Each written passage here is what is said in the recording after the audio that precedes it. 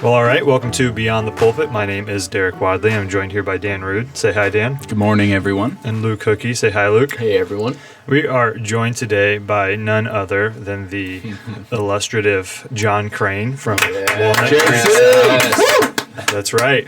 And so, JC, thanks for being here. This has been a long, fun to be with you guys. anticipated time. The momentum has been building. Sought after.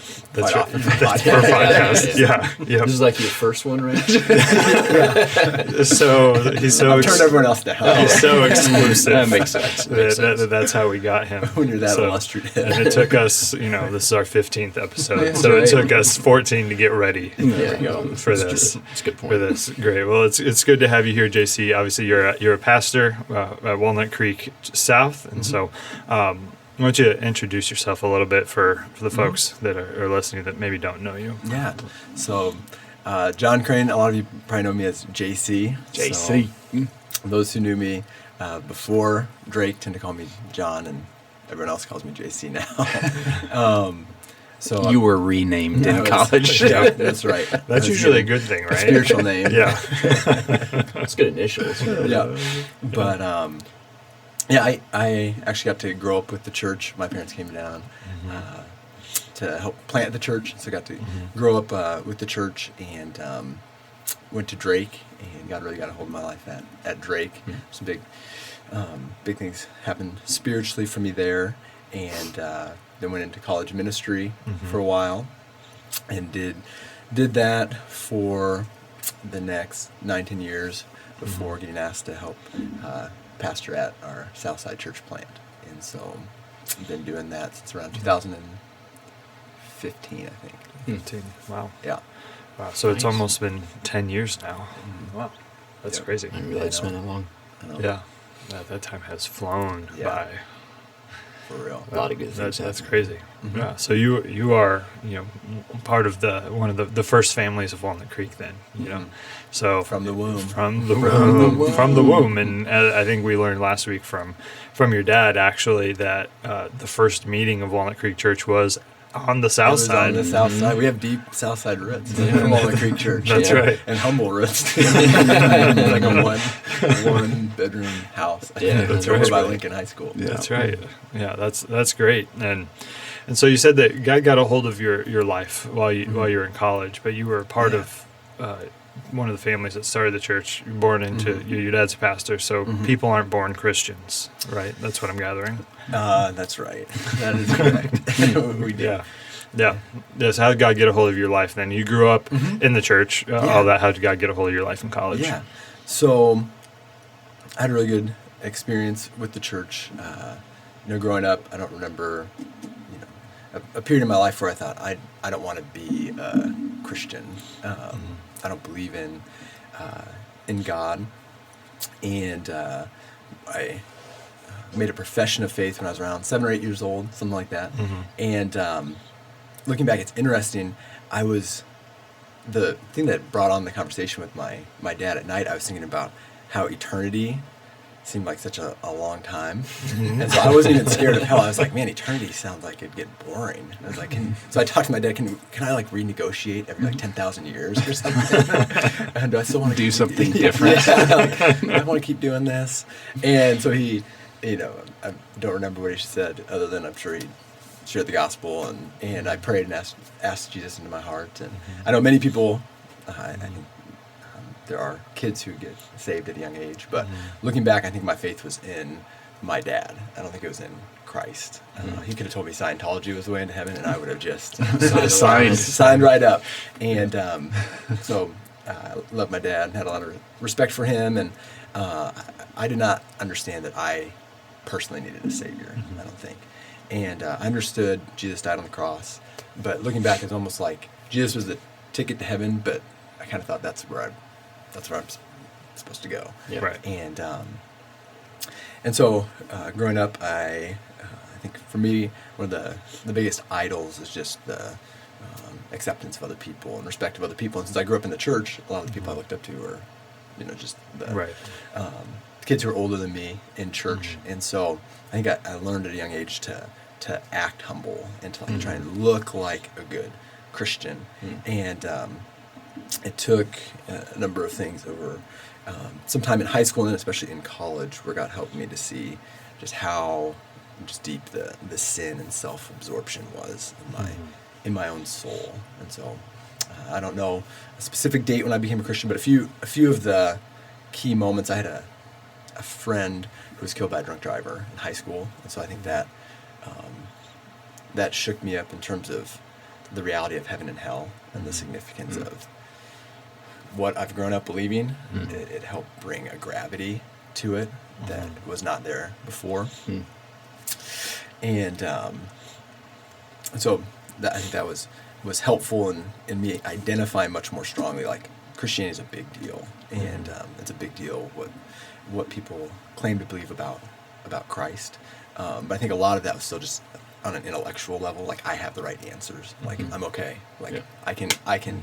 If we have a conversation, I feel like I can defend my position and prove Christianity's right. I think when I got to Drake, I was around a bunch of people who were coming to Christ and just seeing their excitement about following the Lord. It was humbling seeing that, and I think it helps start to expose a disconnect in my own soul. And a few big events at Drake. Freshman year, we went to a conference, and one of the speakers there, his main passage was Matthew 6:33, seek first his kingdom and his righteousness. And he just hammered the whole message. And I remember that was one of the first times that I can consciously remember like repenting, like the way I'm living is not right. Like I feel good because God's in my top 10, but there's no way I can say I'm seeking first God's kingdom and his righteousness. And so I remember going out and praying after that and saying, God, I shouldn't be living this way. And I think at that point, I think I really tried to start following Christ as best as I could.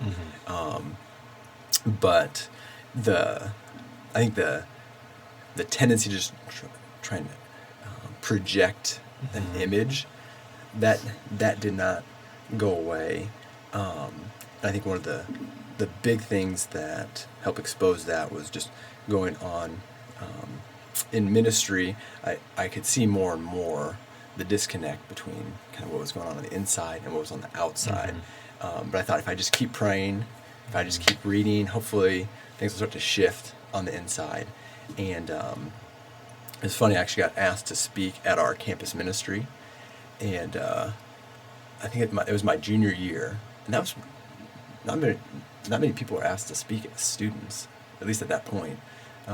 Not many at all. I spoke a few times. Yeah. So looking back, I'm like, what was I like? Why was I asked to do that? But I'd never given a message before. It was a miscommunication, Jason. You weren't supposed to be speaking. Supposed to be my dad. BC. JC, that's your dad. Jon Crane. Yeah. Looking back, I think it was just. I really think the Lord used it. It's so funny. I was excited for it, and I was like, I've talked to lots of people about Jesus. It should be fine. And I'd never given a message before. And I remember praying, God, I hope you really change at least one person's life, with this message. And so I got up there, and I went through my intro, and I just had a really rough outline. And so I got up there. Strike one. Yeah. And after the intro, and I kind of lost my spot, and it was like deer in the headlights.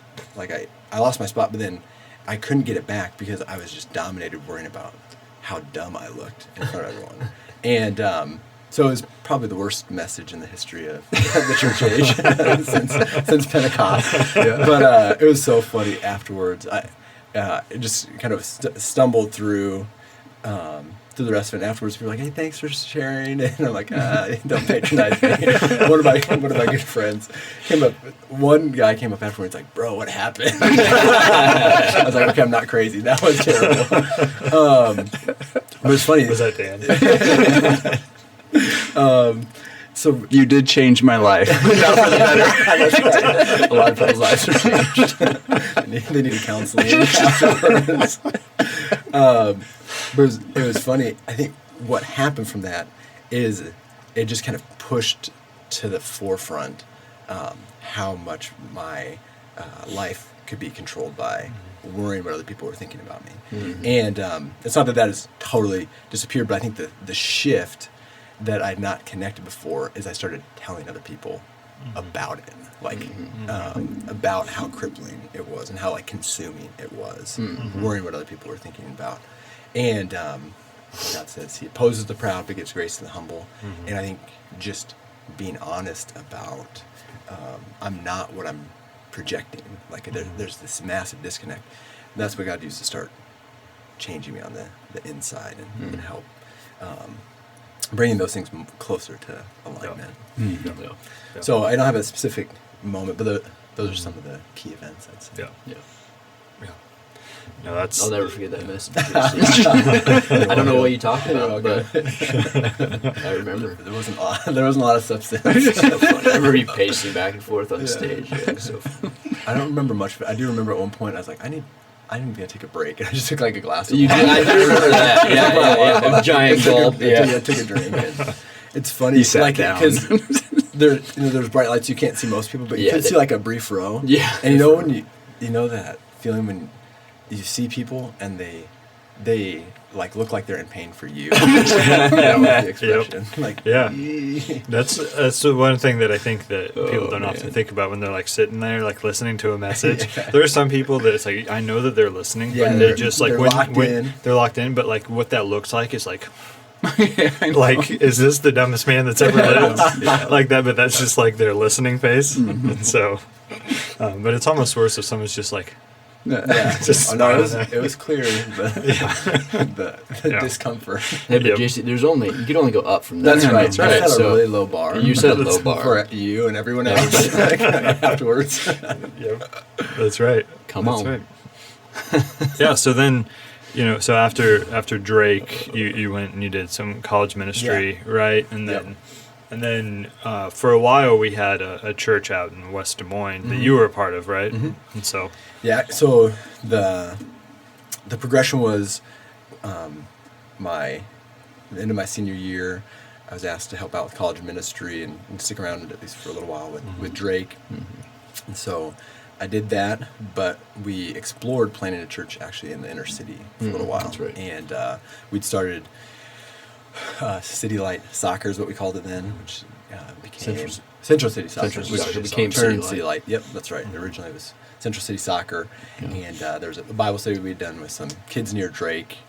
We were all involved in that. And so myself and some of the men and women, most of them were a year younger than me at Drake. Some of us started a Bible study in that area and did that for a couple years until the church decided to buy the camp out in West Des Moines. Right. And so then they asked us to shift out to West Des Moines and in some ways try and recreate what was happening downtown with the downtown church in West Des Moines. And so we went out to West Des Moines and bounced around. We had met at the camp, but you couldn't meet there in the winter because it wasn't winterized. And there were bats.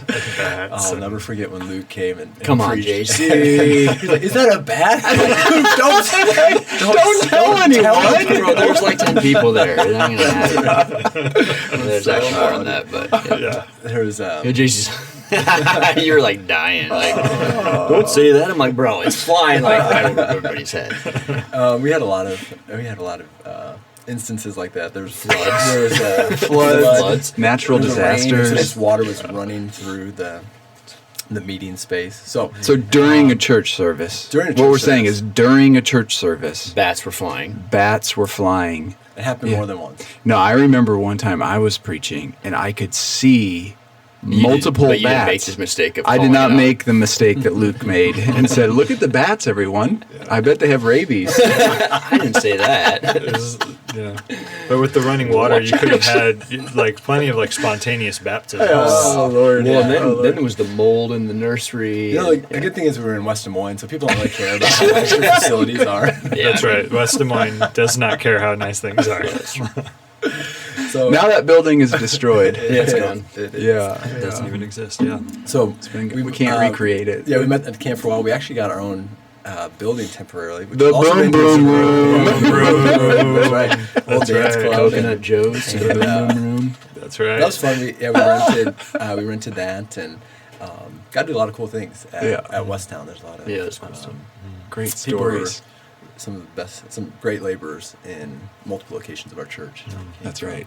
From Westtown, but it's interesting. So we rented the place that's now the huge West Bank headquarters. Yeah. So there's an old dance club there that we fixed up, and Cast all the demons out. it was a fun spot to meet at, but it was pretty hidden. And when we moved in, they told us we could put up a big sign, and the property manager said that. And one of our probably many naive mistakes when we were first planting churches, and you shouldn't just trust what people trust but verify. Trust but you verify. cannot- Trust but We've had You a few cannot of those. put up a sign. And so we were just kind of hidden back there, and we were. Because there's trees all there that Oh, time. yeah, So yeah. you couldn't Yeah. see through. Oh yeah, and we Remember asked the city if we could take the trees down. They're like, no, that'll never happen. that? Never. Yeah. Not Wait a until minute. West Bank comes. Then we'll spend millions of That's right. dollars. Yeah. That's right. I'm sure if we would have offered to pay what they did, That's they would true. take down the That's trees for us too. Yeah. But Yeah. anyway, we were hidden back there, and we were slowly growing, but we were paying a lot to rent that facility, and what we began to realize is that lots of people from West Des Moines were going to the downtown church, and so people didn't mind driving an extra 10 minutes to go downtown, Especially on Saturday night. on Saturday Yeah. night. Yeah. And so downtown was growing. We were growing, but it was much slower pace. Downtown had their own place. We were paying a lot to rent, and so downtown needed to start another service. And so they asked us if we would help roll into downtown and help start the 5 o'clock service Saturday night. And so we did that. That would probably would have been 2013, something like that. Yeah. Whoa. And maybe 2012, somewhere in there. And so we helped reinforce downtown, and then shortly afterwards. So South was already in the works. South had already been planned to that point. So it probably was 2013, and so I was back downtown for probably a year and a half before I was asked to then go reinforce the Southside and start pastoring there. Yep. Yep. And Shrine was down there already, right? Shrine was Shrine already was there, there, yeah. Yeah. but he was not. He wasn't there wasn't from the very pastoring. start. Yeah. Yeah. Was he pastoring? He wasn't pastoring. No. He was. He was. I can't Yes. remember. Yeah, Yeah. so he was the first pastor recognized. Yep. at That's South. right. Okay. Yep. Duh. Yeah, that's great. And so then, so that's a lot to get there. So then, once you get south, I mean, you guys have also had kind of a variety of buildings and and kind of some adventures along the way there. Yeah. So, kind of like what have been some of like the joys of planting that location, getting there, and kind of how you've seen God kind of sustain you all. Sure. Some of this is fresh in my mind. I usually blur dates, but we just had our grand opening yesterday, so I was looking at Your grand opening of what? grand opening of our building edition. There we on go, Southside, baby. So we can Nice. get into that too. But in terms of looking back, it's been really cool to see God's faithfulness to our church and providing what we need when we need it, and so to see God's faithfulness, and then to see the faithfulness of the saints. So a lot of church plants don't make it, even with ideal circumstances. And I'd say, in hindsight, there was probably a lot of ways we could have planted South better. There were a number of not ideal circumstances, but so many of the saints have been so faithful. That's right. And so faithful. So there's a lot of there's so many ways South could have not worked out, and I think people are really excited about each other and trying to follow the Lord and reach people. Yeah. And so I'm thankful for that. We've had 5 locations since we started. So actually, we met first at Glad Tidings at another church because we were remodeling Yep. the building we were in on Army Post. So that was a sweet spot for the Saturday night service. Yeah. And Super visible. yeah, it's really visible. fit the vibe for Saturday night well, and functional, right, good size for us back then. And at that time, their Shrine had been recognized as a pastor when I came over. South actually started this. The team started meeting in 2012, and the launch I think got pushed back a few times, trying to find a location. But the official launch was January 5th, 2013, on a Saturday night. That's right. And at Glad Tidings, and then I can't remember how long they met there. A couple of months. A few months until we got into were able to get into that new building. Yep. And Shriner didn't come over for around a year or so after that. After the church was already meeting. And so at the time, Dan and Luke came. And we were preaching. Spoke at the 5 o'clock service downtown, then the 6 o'clock at South, and then back for the 7 o'clock service downtown. So at one point went from west to south to downtown. West to south to downtown. So the good old days. It made a lot of sense. Right. I mean, you're only like you're like, oh, the message went too long, got to get out of here. Gotta run. How fast do I drive? Yeah. Right. Hey guys, we already started meet and greet. When are you going to be here? So Luke got a speeding ticket. So I did not actually. No message this week. Good work, Luke. Good work. So sometimes I had somebody else drive me. I'm like, bro, you got to step on it. Like, you got to go. So that's how South got going initially, and that space and Army Post we were really excited about. That was a good home for us, but we were leasing it, and Southridge decided to end the lease. And so they the way it worked out, they had offered it to someone else, and they either didn't realize that they still had a lease with us, so they had to scramble, and so they offered us a place in the mall. We didn't have any place better to meet at the time. And what was that spot called? The old Southridge Mall. Yeah, but you remember the store? I don't remember what it was. The old Mulberry, or what's it called? Berry Starberry, or what was it? What's the babasketball play? It was Stefan Marbury. Marbury store. Yeah, I totally forgot about it. It was gigantic. Yeah. And it was 32,000 square feet. It was so big. 32,000 square feet. So the whole building we were meeting at was 24, 22. We had been meeting in a building that was 8,800 square feet, and that was like more than enough space. So we got 4 times that. Oh man! And so we were swimming in there, and trying to make the best of the space. I tell people. We were the hottest thing in Southridge Mall. Because we were about the only thing in Southridge. We were next to the only thing. We were the hottest thing in Southridge Mall. And by God's grace, we kept slowly growing in unity and numbers. And so we were there for a while. And then in 2018, we could no longer meet there. So we were there for about 2 years. And needed to find a new place. And the best option we could find on short notice was actually Jackson Elementary School. They just built a gymnasium, so that was a great space. Yeah, so that made it large enough, and it was a good spot on the south side. And but one thing that is wild is that so we had to set up and tear down church each week on Saturday. Man. So we had people who showed up at like around 3 o'clock on Saturday, and sometimes wouldn't leave until around 9. Oh. So it's like 6-hour workday on the weekend. And we did not pay very much. It was $0. $0. They got a communion for years. We did offer them a meal. We implored something. Living water. So that was just out of the love for the church. Yeah. And so we have had and do have incredible volunteers. And so we were growing at Jackson, and decided we should go to 2 services. And at that point on the south side, just our demographic had shifted quite a bit. We went from mainly young singles and young couples to a lot of those people had families and a lot of young kids. And so Saturday nights were more taxing, and just with the getting to know the south side, it seemed like probably Sunday morning is actually a better time for the community we're trying to reach out to.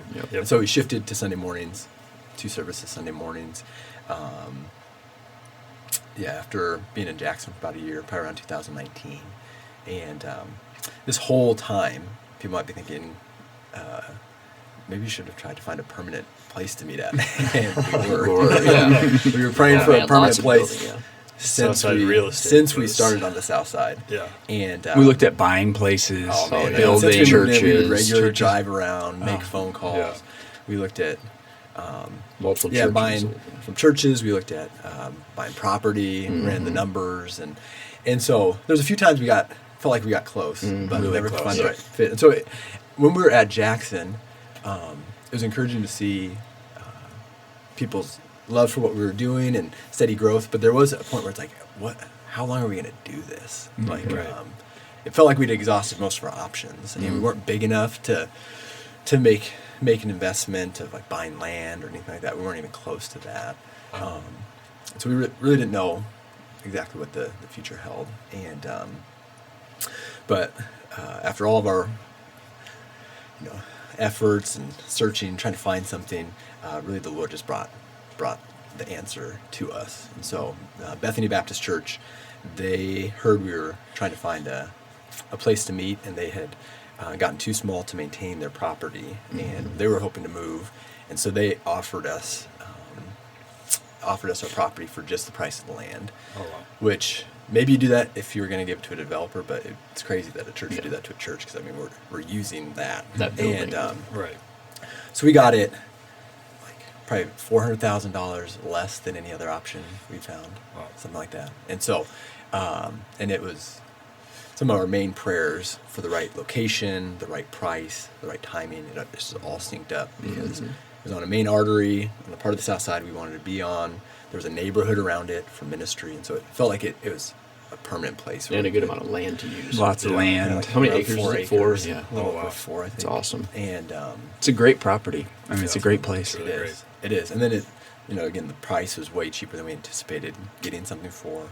And the timing is one of the craziest things, because we got it in March of 2020. And pop quiz, do you remember anything else that happened in March 2020? 2020 was a pretty quiet year. That which will not be named. But, so about a week later, everything shut down in Des Moines because of COVID. And so I don't know if Des Moines... Is that what it was? I haven't heard of this. Yeah, that's right. So anyway, I'm not sure if Des Moines Public Schools, maybe they're letting outside groups rent now, but they weren't for at least 2 or 3 years. So we don't know where we would have met Right. if God didn't provide that. And so we actually had our first meeting in that building the week before COVID and closed everything down. and been meeting there since then. So Yeah. Yeah. yeah. Why don't you tell us about the grand opening? Grand opening, Yeah, okay. there's some bunch So- of stuff that happened since. Yeah, Yeah. when we moved in, we moved in with the hope that we put on an addition. Yeah. For a number of reasons. The building it's a wonderful property, but the building itself is up on a hill, and it's interesting talking to people on the south side. When we said we have the old Bethany Baptist Church, almost no one registered with that. So crazy. And you'd have to say, oh, we're that church kind of across from Burger King. It's kind of up the hill, and they're like, oh yeah, that there's that hill kind of just past Indianola, and so It is it was set a back great there. it was a great location, but the visibility of the church wasn't great, and the space was already we could fit in it, but if we grew much at all, we'd already be at capacity with the current seating in there. And so, and even just to use the building for kids club and just things we'd want to be able to offer as a church, we thought we needed more space. Yep. And so we moved in explaining, hey, the Lord gave us a great deal with this, and we'd like to do an addition soon. And so we did a 3-year campaign to make sure that the church was bought into that. And because building additions are not cheap. You guys probably aren't aware of that. No, we've never attempted that. Yeah. And so South has, I think, been really generous in giving to support that. I was looking back. We set a threshold of $125,000 for people to pledge before moving ahead, and we over the 3 years, that 3-year campaign that we did ended in the spring, and we brought in well over $250,000 from people on the great. south side, and we already had some money set aside as well for that.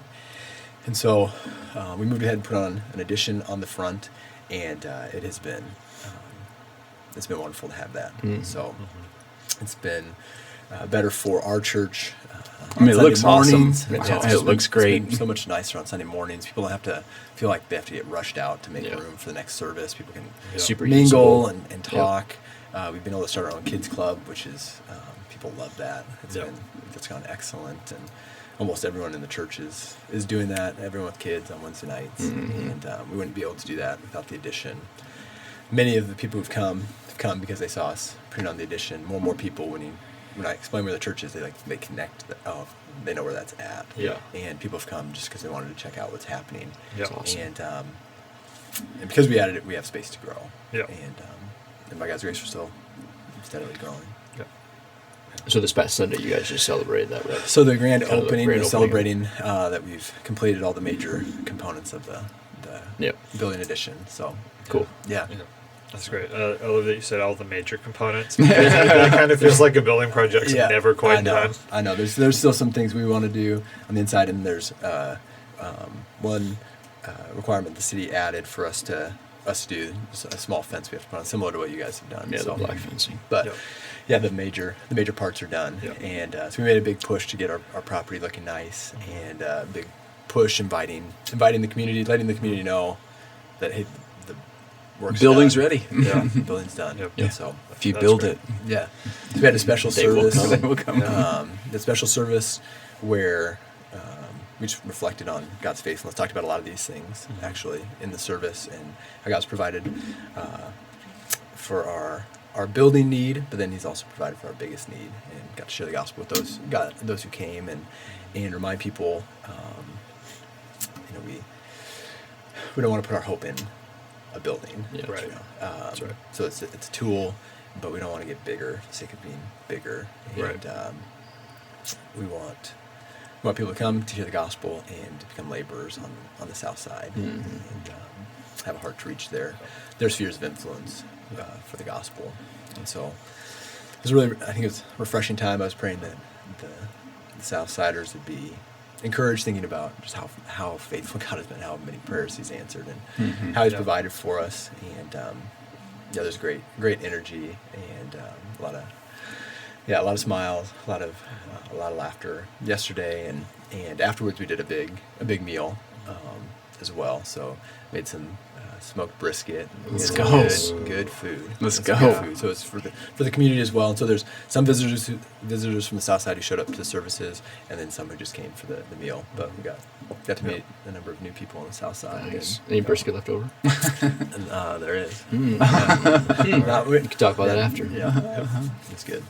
Yeah, that's great. So like the primary people that listen to this are people that go to Walnut Creek downtown. And so what, just to wrap it up here, then we could talk for hours about Yeah. all sorts of stuff. But what are some things that you think it would be good for us to know about, that what's kind of in the pipeline at South, and what can be on our radar, and what can we be praying for all Yeah. y'all for? Yeah.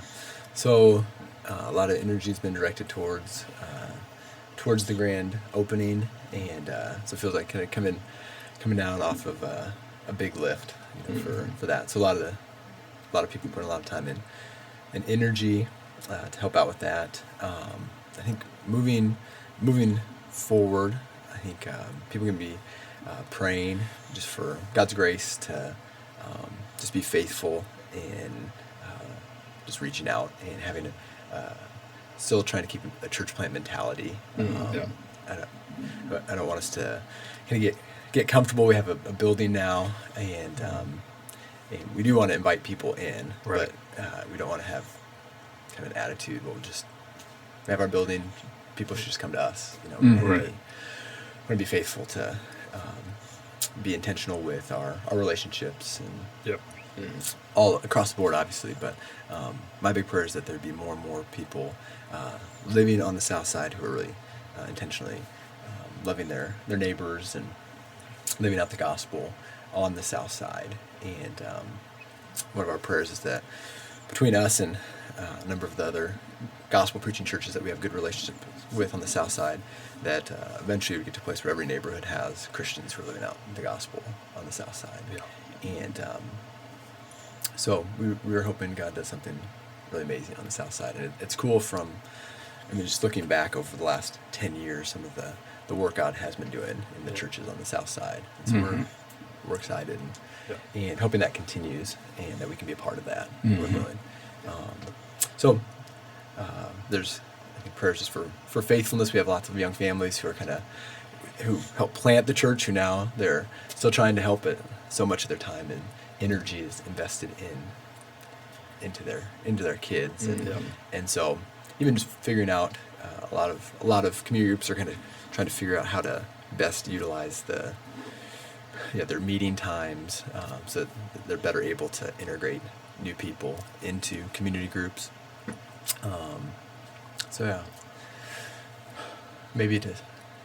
Maybe a way to wrap all that up is to pray for more laborers and to pray for our wonderful laborers that we have had, just for wisdom and a lot of the people who've helped plant the church, just for what laboring on the south side looks like now. But we need more laborers, and we need more people who can meet with others and just help them along spiritually, and that's always a need for the church. That's right.